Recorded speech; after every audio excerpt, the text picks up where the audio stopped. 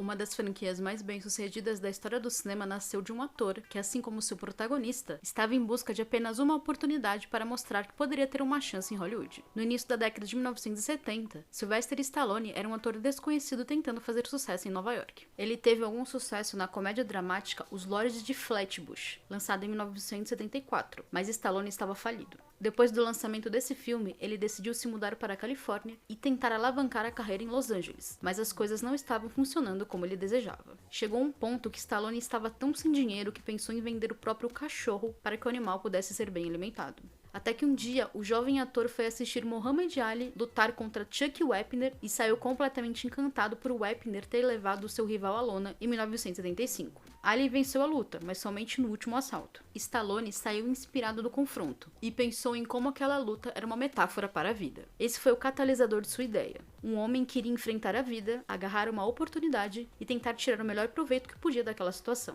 Em 3 dias, Stallone escreveu o esboço do que se tornaria Rocky, o Lutador, a história de um boxeador da classe trabalhadora da Filadélfia, que é arbitrariamente escolhido para lutar contra Apollo Creed, o campeão dos pesos pesados. Enquanto treina para o confronto, Rocky timidamente começa um relacionamento com Adrian, a invisível irmã de um amigo. Eu sou Júlia Gavilã e esse é Mais Que Um Filme.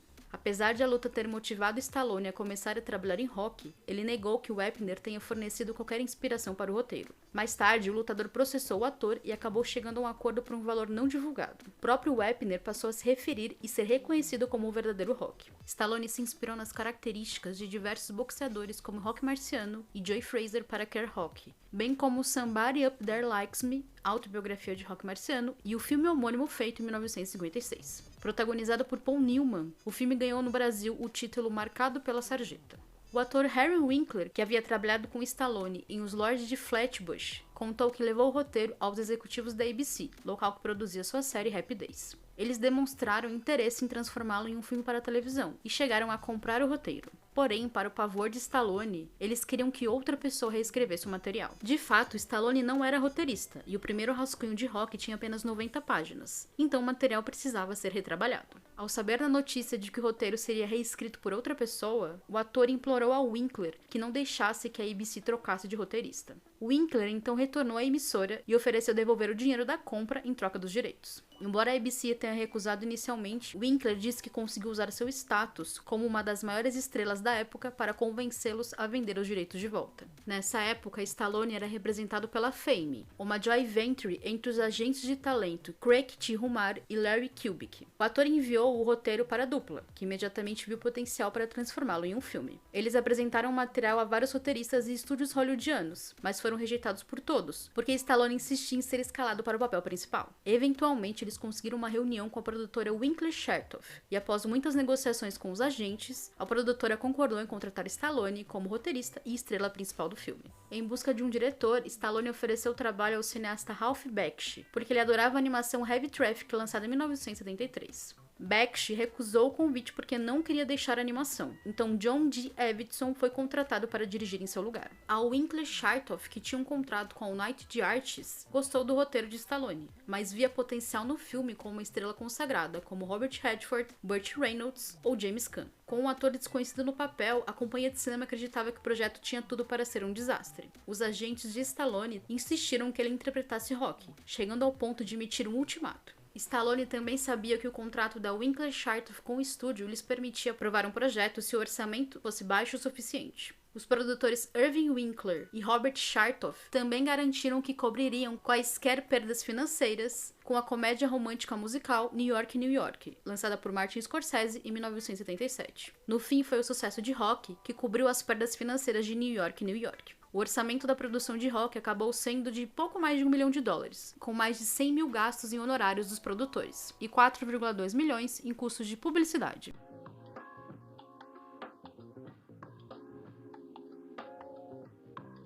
Embora os produtores estivessem animados com o roteiro e com a ideia de Stallone interpretar o personagem principal, eles também estavam preocupados em ter um desconhecido como protagonista. Eles também tiveram dificuldades para escalar outros personagens importantes da história. O boxeador Ken Norton foi inicialmente cotado para interpretar Apollo Creed, mas desistiu do papel, que acabou sendo dado a Carl Weathers. Norton, em quem Creed foi vagamente baseado, lutou contra Muhammad Ali 3 vezes. O próprio Muhammad Ali também influenciou o personagem de Apollo. Durante a cerimônia do Oscar de 1977, ele e Stallone encenaram uma pequena sketch cômica para mostrar que o filme não ofendeu o lutador. Segundo o livro The Rock Scrapbook, Carrie Snodgrass foi originalmente escolhida para interpretar a Adrian, mas uma disputa salarial obrigou a produção a procurar outra atriz. Susan Sarandon e Cher fizeram testes para o papel, mas Sarandon foi considerada bonita demais para a personagem, enquanto Cher era cara demais. Após o teste de Talia Shire, os produtores e o diretor Evetson insistiram que ela interpretasse o papel. Radicado na Califórnia, o boxeador Joe Frazier fez uma participação especial no filme. Ele afirmou que alguns dos momentos mais memoráveis da trama foram retirados de suas próprias experiências e usados sem crédito. Devido ao orçamento relativamente baixo do filme, membros da família de Stallone interpretaram alguns papéis menores. O pai do ator toca o sino para sinalizar o início e o fim da rodada, enquanto seu irmão Frank interpreta um cantor de rua. Outras participações especiais incluem o ex-apresentador esportivo de TV Stu Nathan, que interpreta a si mesmo, ao lado do locutor de rádio e TV Bill Baldwin. Lloyd Kaufman, fundador da produtora de filmes independentes Troma, aparece como um bêbado. Diana Lewis, então âncora de notícias em Los Angeles, teve uma pequena cena como repórter de TV. O ex-boxeador profissional de peso pesado Tony Burton também está no elenco como Duke, o treinador de Apollo Creed. Ele reprisou o papel ao longo da franquia Rocky, mas o personagem só foi nomeado em Rocky 2, A Revanche, lançado em 1979. Michael Dorn, que mais tarde ficaria famoso por Jornada nas Estrelas, Nova Geração, fez sua estreia como ator em Rocky como guarda-costas de Creed. Ele não foi acreditado no filme. As filmagens principais de Rocky começaram em 9 de janeiro de 1976 e ocorreram principalmente na Filadélfia, com algumas cenas filmadas em Los Angeles.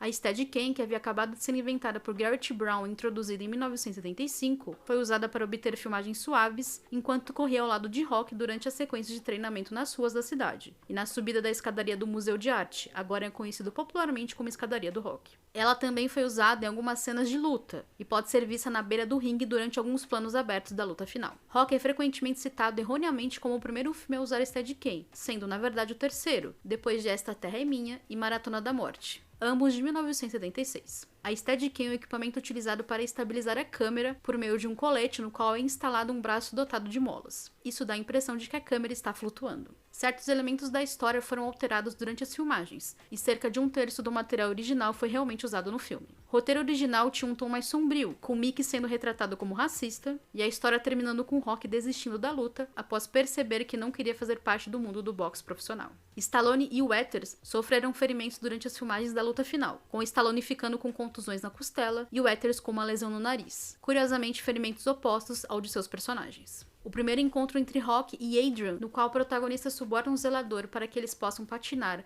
após o horário de fechamento da pista, foi filmado dessa forma devido a preocupações com o orçamento. A cena foi originalmente programada para ser filmada em uma pista de patinação pública, durante o horário comercial, mas os produtores decidiram que não podiam arcar com os centenas de figurantes que seriam necessários. O pôster visto acima do ringue antes da luta de Rock contra Apollo mostra o personagem usando um short vermelho com uma listra branca, mas ele usa short branco com uma listra vermelha. Quando Rock aponta esse erro na imagem, o produtor da luta diz que isso não importava muito. Evetson contou que esse foi um erro cometido pelo departamento de adereços, que eles não poderiam corrigir, então a breve cena foi escrita para garantir que o público não visse a imagem como um equívoco. Por outro lado, Stallone disse que ele deveria usar originalmente o short vermelho com a listra branca como Rock, mas mudou a ideia das cores no último momento. Isso também vale para o roupão do protagonista, que chegou muito folgado no dia que era necessário para a filmagem, onde Stallone escreve um diálogo em que Rock aponta para isso. Tudo que envolve Rock é sempre contado por Stallone como uma espécie de mística ou genialidade dele. Segundo o ator, ele não acreditava que o filme era bom quando o exibiu pela primeira vez no Directors Guild, o sindicato dos diretores nos Estados Unidos. Na visão dele, as risadas não aconteceram na hora que deveriam e as cenas de luta eram apáticas, gerando uma reação apática de quem assistia.